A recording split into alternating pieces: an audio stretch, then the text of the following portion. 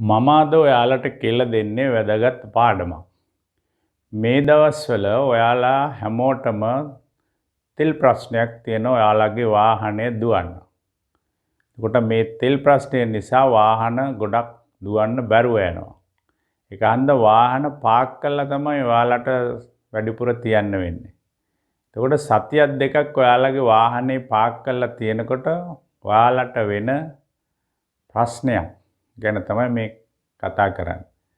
සාමාන්‍යයෙන් අපි වාහනයක් පාක් කරලා තියෙනකොට අපි හෑන්ඩ් බ්‍රේක් ඇදලා තමයි වාහනේ පාක් කරලා තියන්නේ ගෑරේජ් එකේම.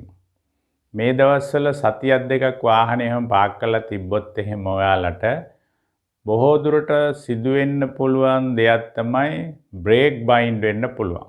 කියන රෝදේ කරකවෙන්නේ නැහැ, බ්‍රේක් ඩ්‍රම් එකට බ්‍රේක් ලයිනර් එක බදලා අල්ලනවා. එතකොට ඔයාලට මේක ගලව ගන්න හරි අමාරුයි. ගොඩක් අයට මේක තට්ටු කරලා බ්‍රේක් ඩ්‍රම් එක වටේම තට්ටු කරලා ගලවන්න පුළුවන්. සමහර වෙලාවට මේක ගලව ගන්න බැරි වෙනවා. ඒ වෙලාවට ඔයාලා තවදුරටත් මිටි පාරවල් ගහන්න ගියාම සමහර විට බ්‍රේක් ඩ්‍රම් එක යන්න පුළුවන්. ඊට පස්සේ මේ දවස්වල වාහන කෑලි හොයාගන්නත් අමාරුයි.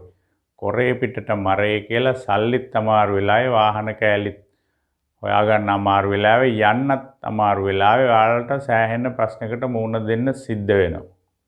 ඒක නිසා මම කියන්නේ ඔයාලට වාහන පාක් කරනකොට ඔයාලා හෑන්ඩ් බ්‍රේක් අදින්න එපා. හෑන්ඩ් බ්‍රේක් බාලා තියන්න. පිටිපස්සට අඩ කොටයක් තියන්න. රෝදවලට. එතකොට වාහනේ එහාට මෙහාට යන්නේ නැහැ.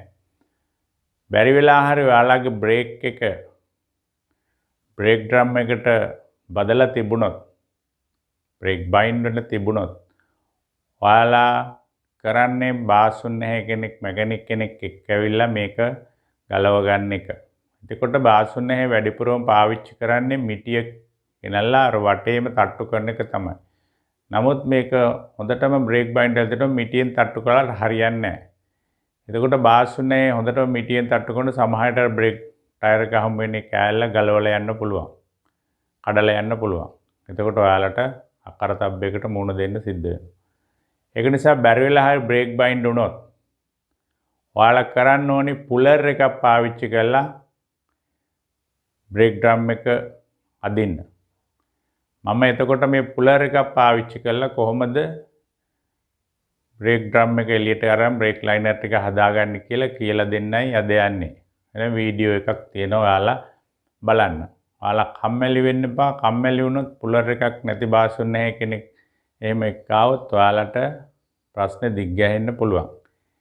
ඒක නිසා ඔයාලා සතියක් දෙකක් පාක් කරලා තියෙනකොට මේ ගැන සැලකිලිමත් වන්න.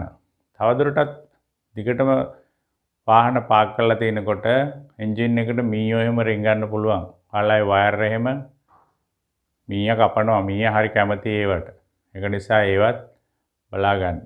එහෙනම් මම මේ කියන්නේ ඔයාලට මේ දවස්වල බොහොම අමාරු කාලේ පරිස්සමෙන් තමන්ගේ වාහනේ පරිස්සම් කරගන්න උපදෙසක් තමයි. එහෙනම් ඔන්න දැන් වීඩියෝ එකක් තියෙනවා පුලර් එකක් භාවිතා කරලා කොහොමද බ්‍රේක් ලයිනර් ටික ගලව ගන්නේ කියලා මම දැන් වීඩියෝ එකකින් පෙන්නනවා. ඔයාලා බලන්න ඒ වගේ ඔයාලා උපදෙස් පිළිපැද්දොත් ඔයාලගේ පොකට් එකට වාසි.